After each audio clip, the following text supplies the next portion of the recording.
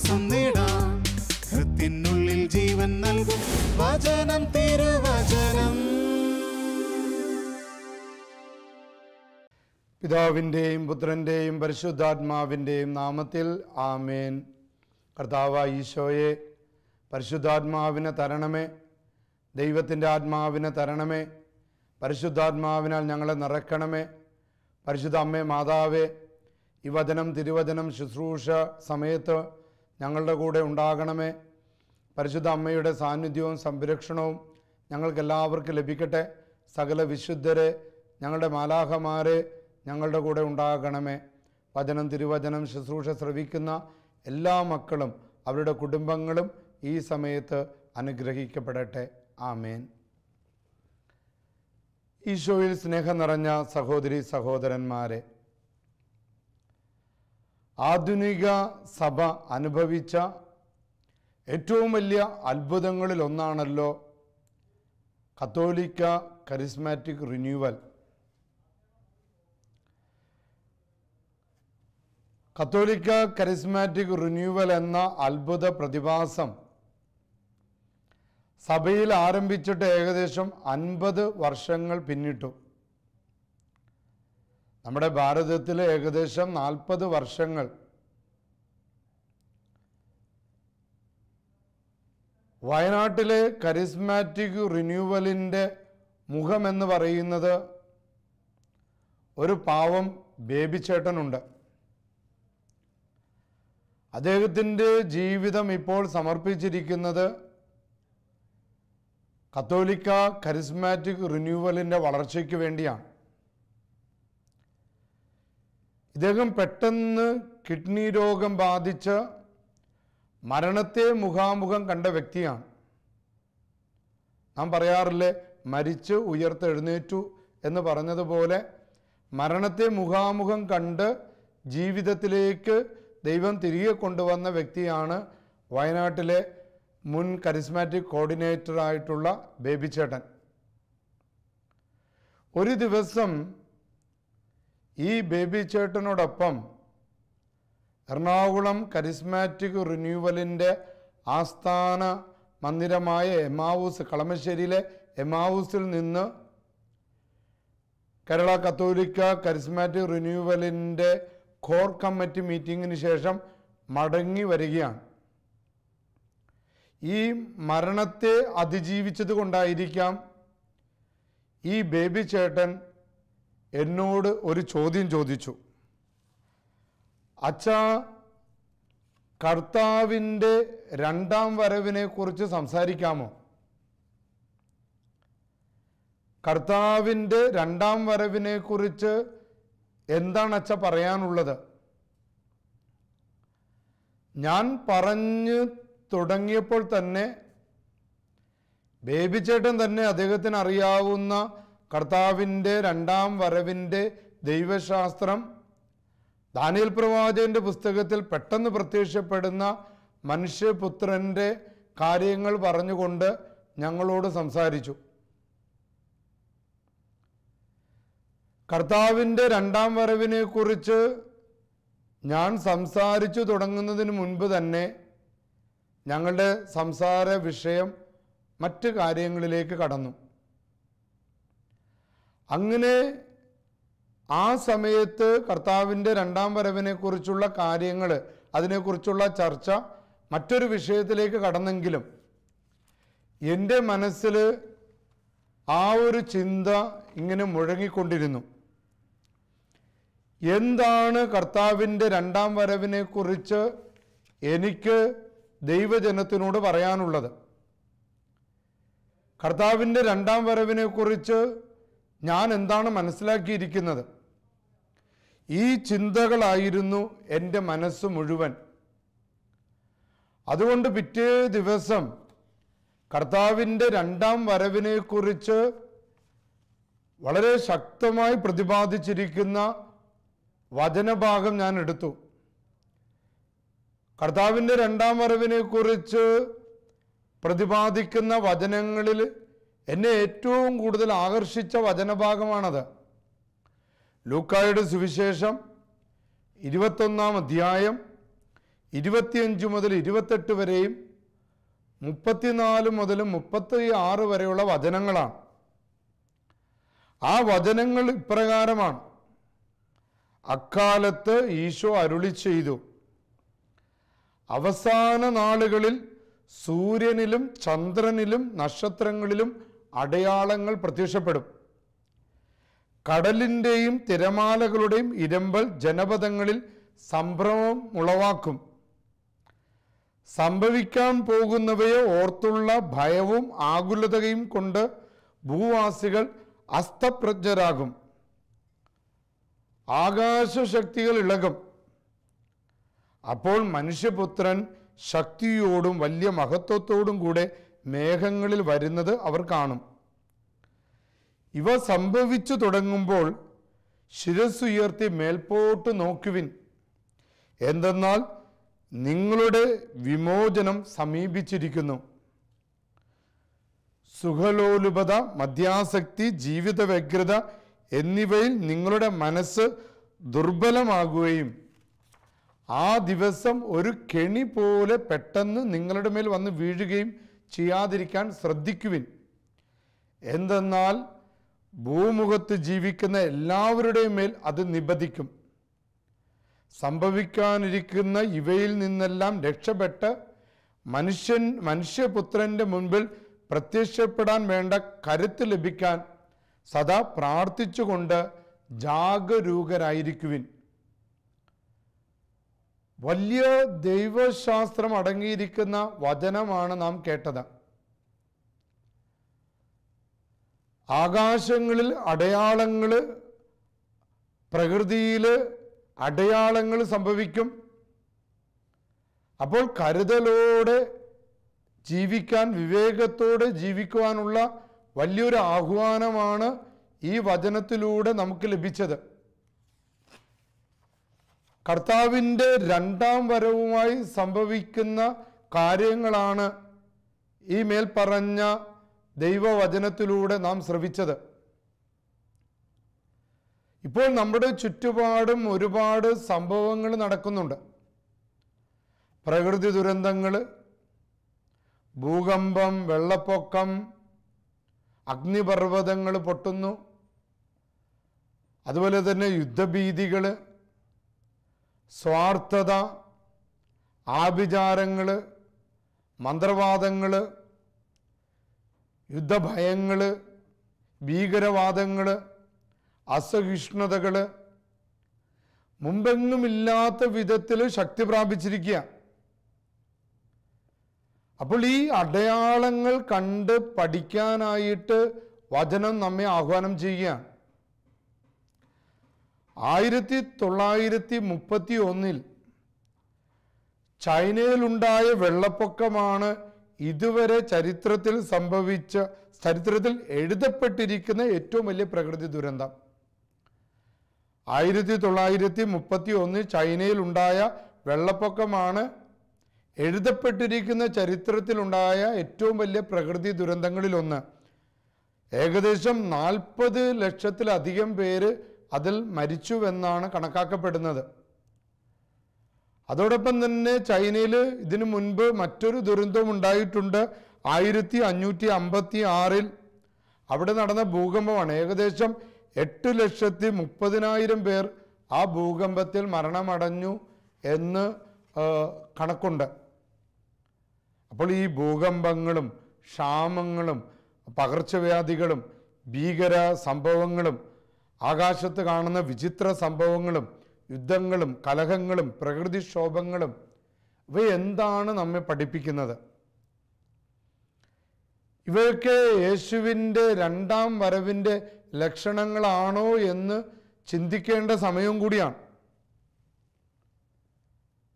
കാരണം നമുക്കറിയാം, മറ്റൊരു വചനഭാഗം ഇപ്രകാരം പറയുന്നുണ്ട്. മർക്കോസിൻ്റെ സുവിശേഷം 13-ാം അധ്യായം 28 മുതൽ 29 വരെ അത്തിമരത്തിൽ നിന്ന് പഠിക്കുവിൻ.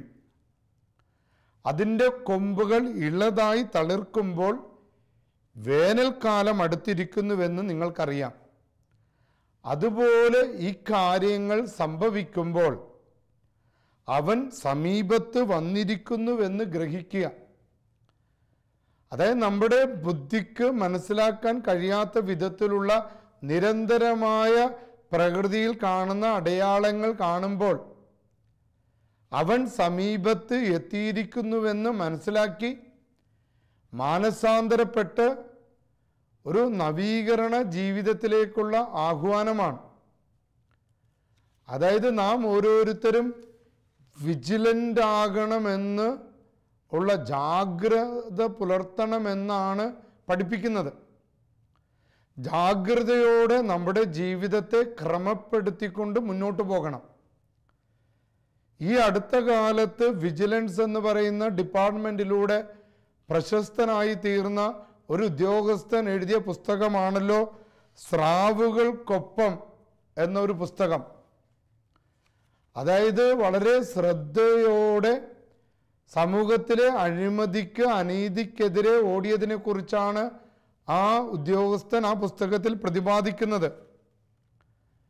ചുരുക്കി പറഞ്ഞാൽ വളരെ ജാഗ്രതയോടെ ജീവിക്കേണ്ട ഒരു കാലഘട്ടം എന്നാണ് അതിൽ നിന്ന് നമുക്ക് മനസ്സിലാക്കാൻ സാധിക്കുന്നത്.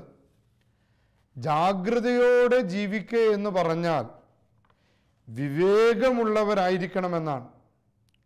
നമ്മുടെ ജീവിതത്തിലെ നന്മകളും തിന്മകളും തിരിച്ചറിഞ്ഞ്, അതാണ് വിവേകം എന്ന പുണ്യത്തിലൂടെ നമുക്ക് ലഭിക്കുന്ന കഴിവ്.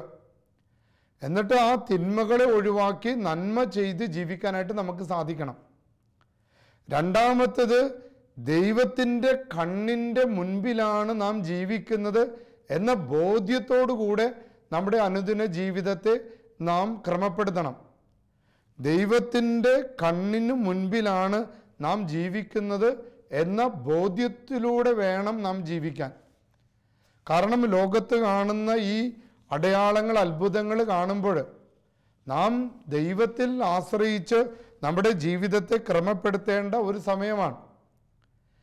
കർത്താവിൻ്റെ രണ്ടാം വരവിനെ കുറിച്ച് ധ്യാനിക്കുമ്പോൾ മനുഷ്യപുത്രൻ്റെ വരവിനെ കുറിച്ച് പ്രതിപാദിച്ചിരിക്കുന്ന പ്രവാചകന്മാരിൽ ഏറ്റവും പ്രധാനപ്പെട്ട ഒരു പ്രവാചകനാണ് മലാക്കി പ്രവാചകൻ.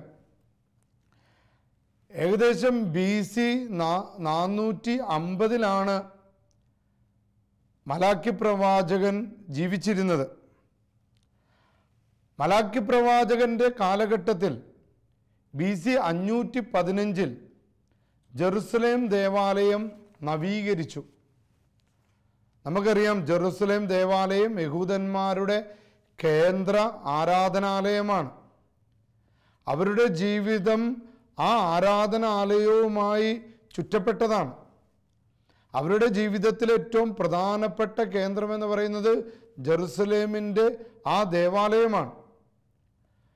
മലാക്കി പ്രവാചകന്റെ കാലഘട്ടത്തിൽ BC 515 കേടുപാടുകൾ സംഭവിച്ചിരുന്ന ആ ദേവാലയത്തെ പുതുക്കി പണിയുകയും അതിൻ്റെ നവീകരണ ശുശ്രൂഷ അവിടെ നടക്കുകയും ചെയ്തു. മലാക്കി പ്രവാചകൻ നോക്കിയപ്പോൾ വളരെ ആഘോഷമായ രീതിയിലാണ് അവർ ആ നവീകരണം നടത്തിയത്, ആ ദേവാലയത്തിൻ്റെ ഉദ്ഘാടന ശുശ്രൂഷ ചെയ്തത്. എന്നാൽ ദൈവത്തിൻ്റെ ആരാധനയിൽ ഹൃദയം കൊണ്ട് അവർ പങ്കുപറ്റിയില്ല എന്ന് മലാക്കി പ്രവാചകൻ ശ്രദ്ധിച്ചു. ആഘോഷങ്ങൾക്ക് പ്രാധാന്യം കൊടുത്തു, ദൈവത്തിൻ്റെ ആരാധനയ്ക്ക് ഏറ്റവും വലുതിന് അവർ പ്രാധാന്യം കൊടുത്തില്ല. ബാഹ്യമായ കാര്യങ്ങൾക്ക് അവർ പ്രാധാന്യം കൊടുത്തതായിട്ട് മലാക്കി പ്രവാചകൻ ദർശിച്ചു. ഇത് പലപ്പോഴും നമ്മുടെ ജീവിതത്തിൽ സംഭവിക്കുന്നതാണ്.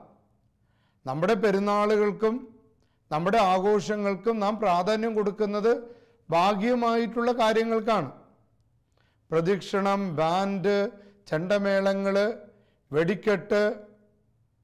അപ്പോൾ ആ ബാഹ്യമായ കാര്യങ്ങൾക്ക് പ്രാധാന്യം കൊടുക്കുകയും യഥാർത്ഥത്തിൽ ദൈവവുമായിട്ടുള്ള ഒരു ആത്മീയ ബന്ധത്തിന് പ്രാധാന്യം കൊടുക്കാതിരിക്കുകയും ചെയ്തു.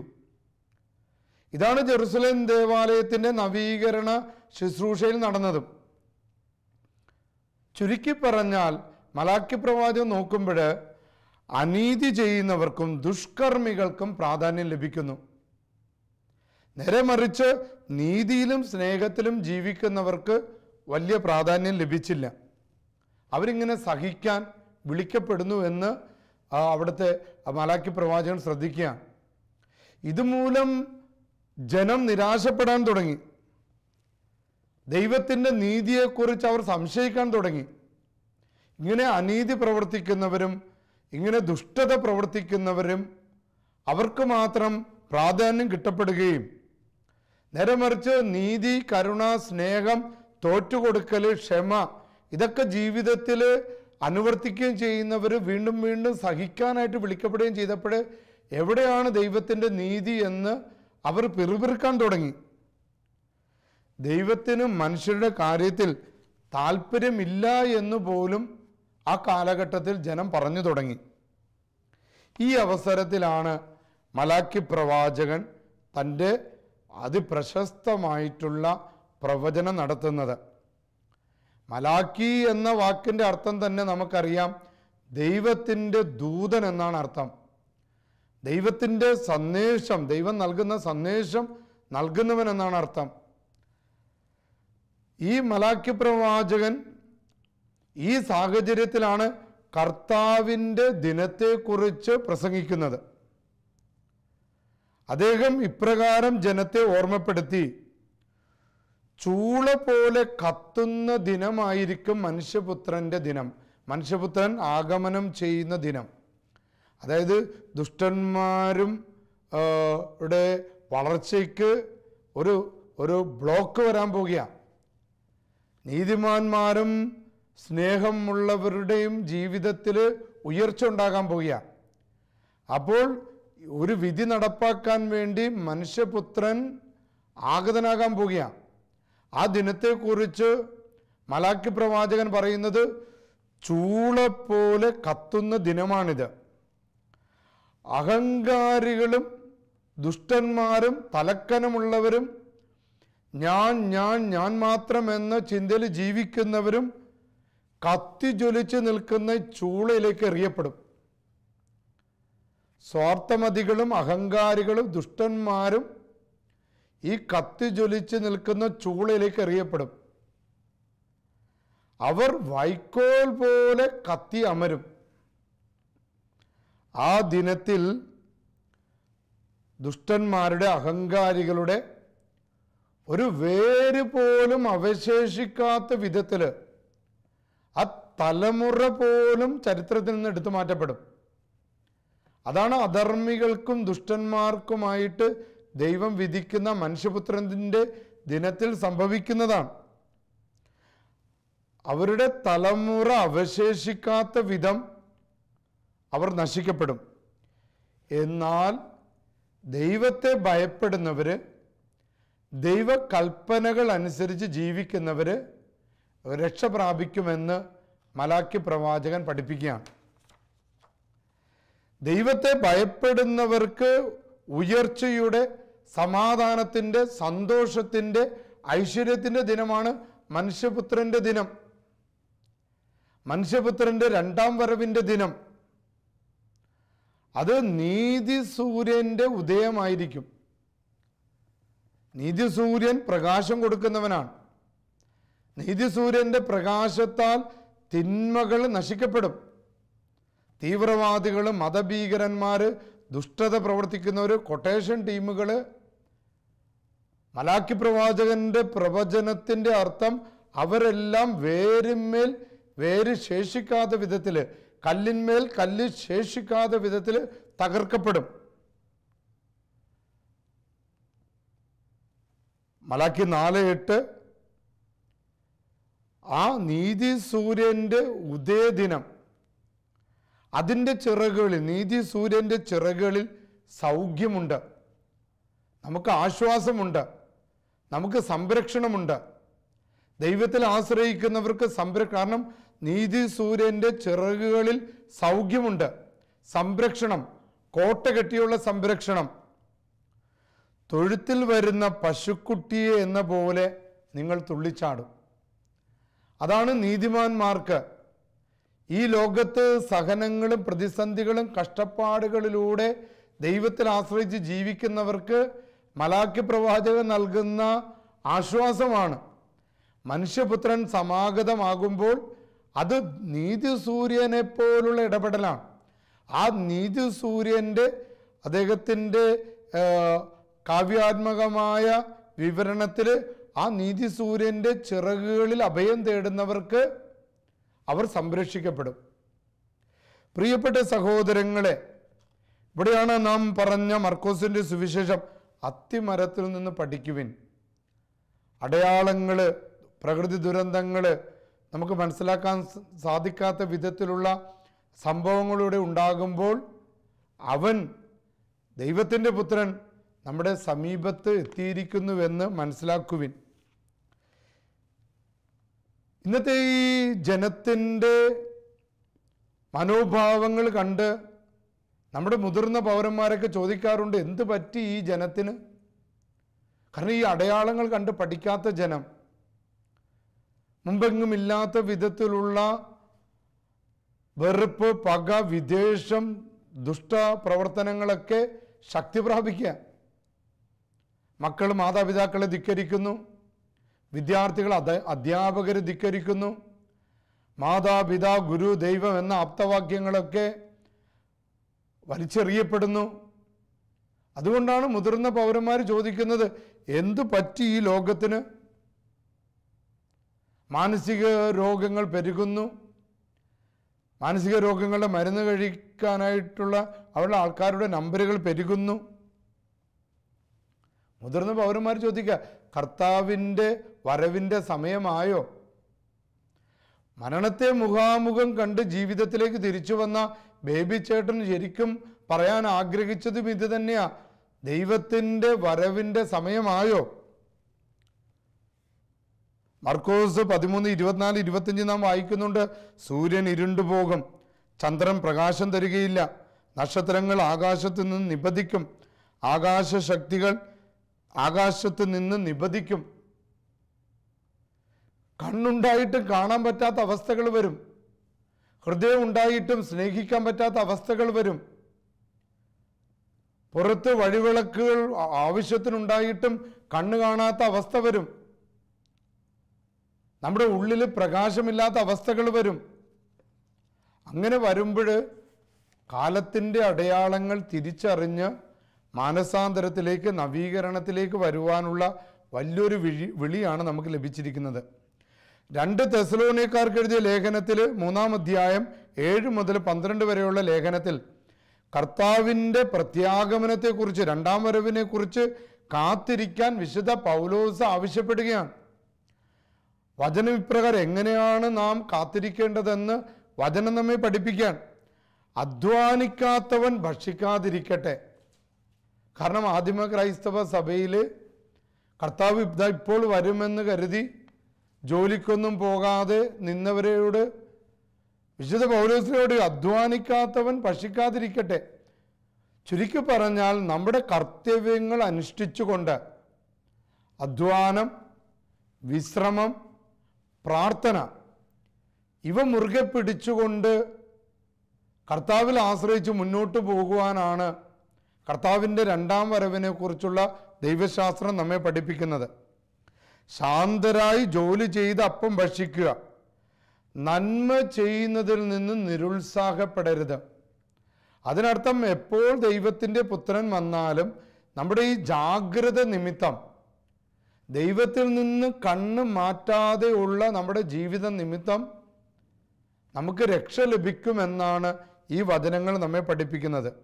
ചുരുക്കി പറഞ്ഞാൽ അധ്വാനം, വിശ്രമം, പ്രാർത്ഥന എന്നീ 3 കാര്യങ്ങളിലൂടെ കർത്താവിൻ്റെ പ്രത്യാഗമനത്തിനായി കാത്തിരിക്കുക. അവൻ എപ്പോൾ വന്നാലും നാം രക്ഷിക്കപ്പെടുന്നവരായി ജീവിക്കാൻ നമുക്ക് സാധിക്കും. എപ്പോൾ വന്നാലും അവൻ്റെ വലത് ഭാഗത്തെത്താനുള്ള കൃപ നമുക്ക് ലഭിക്കും. ദൈവത്തിൽ ആശ്രയിക്കുന്നവരെ കുറിച്ച് സങ്കീർത്തനം 34:10 പഠിപ്പിക്കുകയാണ്. സിംഹക്കുട്ടികൾ ഇര കിട്ടാതെ വിശന്ന് വലഞ്ഞേക്കാം, കർത്താവിനെ അന്വേഷിക്കുന്നവർക്ക് ഒന്നിനും കുറവുണ്ടാകില്ല. കാട്ടിലെ രാജാവാണല്ലോ സിംഹം. സിംഹം ഇര പിടിക്കുന്നതിലും ബഹുമിടുക്കനാണ്. ഈ സിംഹക്കുട്ടികൾ വിശന്ന് വലഞ്ഞാൽ പോലും കർത്താവിൽ ആശ്രയിക്കുന്നവർക്ക് ഒന്നിനും കുറവുണ്ടാകുകയില്ല എന്ന് വചനം നമ്മെ പഠിപ്പിക്കുകയാണ്. രണ്ടാമത്തെ ഒരു വചന ഹബബുക്കിൻ്റെ പുസ്തകത്തിൽ 3-ാം അധ്യായം 17 മുതൽ 18 വരെയാണ്. ദൈവത്തിൽ ആശ്രയിച്ച് ജീവിക്കുന്നവർക്ക് പ്രത്യാശ, പ്രതീക്ഷ, ശക്തി നൽകുന്ന വചനമാണ്. അത്തിവൃക്ഷം പൂക്കുന്നില്ലെങ്കിലും, മുന്തിരിയിൽ ഫലങ്ങളില്ലെങ്കിലും, ഒലിവ് മരത്തിൽ കായ്കൾ ഇല്ലാതായാലും, വയലുകളിൽ ധാന്യം വിളയുന്നില്ലെങ്കിലും, ആട്ടിൻകൂട്ടം ആലയിൽ അറ്റുപോയാലും, കന്നുകാലികൾ തൊഴുത്തിൽ ഇല്ലാതായാലും, ഞാൻ കർത്താവിൽ ആനന്ദിക്കും. കർത്താവായ ദൈവമാണ് എൻ്റെ ബലം. അതായത് ഈ ലോകത്ത് എന്തൊക്കെ സംഭവിച്ചാലും, എന്തൊക്കെ മാറ്റങ്ങൾ വന്നാലും, എന്തൊക്കെ പുതിയതും ഒക്കെ സംഭവിച്ചാലും, ഞാൻ കർത്താവിൽ ആശ്രയിക്കും. കർത്താവാണ് എൻ്റെ ബലം. ഇതാണ് മനുഷ്യപുത്രന് വേണ്ടി കാത്തിരിക്കുന്നവരുടെ ഒരു മനോഭാവമാണ് ഈ വചനങ്ങൾ ചിത്രീകരിച്ച് നൽകുന്നത്. പ്രിയപ്പെട്ടവരെ, നാമും ദൈവത്തിൻ്റെ 2-ാം വരവിന് വേണ്ടി, കർത്താവായ യേശുവിൻ്റെ 2-ാം വരവിന് വേണ്ടി കാത്തിരിക്കുന്നവരാണ്. ഒന്ന്, നാം വിവേകമതികളായിരിക്കണം. വിവേകം നമ്മളെ നന്മയിലേക്ക് നയിക്കും. രണ്ടാമത്, ദൈവത്തിൽ നിന്ന് കണ്ണെടുക്കാതെയുള്ള ജീവിതമായിരിക്കണം. അതാണ് ജാഗ്രത. അപ്പം ജാഗ്രതയോടെ ജീവിക്കാൻ നമുക്ക് പരിശ്രമിക്കാം. ഇത് നമ്മെ തിന്മകളിൽ നിന്ന് അകറ്റി നന്മയുള്ളവരാക്കും, പ്രകാശമുള്ളവരാക്കും. എപ്പോൾ വന്നാലും നമ്മുടെ അടുത്ത് എണ്ണയ്ക്കുള്ള വിളക്കിനുള്ള എണ്ണ നമ്മുടെ കൈവശമുണ്ടാകും. 10 കന്യകമാരിൽ വിവേകമതികളായ കന്യകകളെ പോലെ കർത്താവിനെ സ്വീകരിക്കാൻ നാം സജ്ജരായിരിക്കും. കർത്താവായ ഈശോയെ ആധുനിക ലോകത്ത് അനവധിയായ പ്രതിസന്ധികളിലൂടെ കടന്നു പോകുന്നവരാണ് ഞങ്ങൾ. ഈശോയെ അനവധി പ്രകൃതി ദുരന്തങ്ങൾ മൂലം വിഷമിക്കുന്ന ആ ഒരു കാലഘട്ടത്തിലാണ്. കർത്താവെ അടയാളങ്ങളിലൂടെ സംസാരിക്കുന്നവനാണ്. അങ്ങിൽ ആശ്രയിക്കുവാനുള്ള വലിയ കൃപ ഞങ്ങൾക്ക് നൽകണമേ. അന്ധകാര ശക്തികളെ, രോഗാണുക്കളെ, സങ്കടങ്ങളെ കർത്താവായ യേശുവിൻ്റെ നാമത്തിൽ ഞങ്ങളുടെ കുടുംബങ്ങളിൽ നിന്നും അവയെല്ലാം വിട്ടുപോകട്ടെ. മനുഷ്യപുത്രൻ വീണ്ടും വരുമ്പോൾ ഞങ്ങളുടെ കുടുംബങ്ങൾ സജ്ജമാകട്ടെ, ഞങ്ങളുടെ ഹൃദയങ്ങൾ സജ്ജമാകട്ടെ. അനുദിന ജീവിതത്തിലെ കർത്തവ്യങ്ങൾ അനുഷ്ഠിച്ചുകൊണ്ട് നിന്നെ സ്വീകരിക്കുവാൻ, നിന്നെ ഉൾക്കൊള്ളുവാൻ ഞങ്ങൾക്ക് കൃപ ലഭിക്കട്ടെ. സർവശക്തനായ ദൈവം, പിതാവും പുത്രനും പരിശുദ്ധാത്മാവും നിങ്ങളെവരെയും അനുഗ്രഹിക്കട്ടെ. ആമേൻ.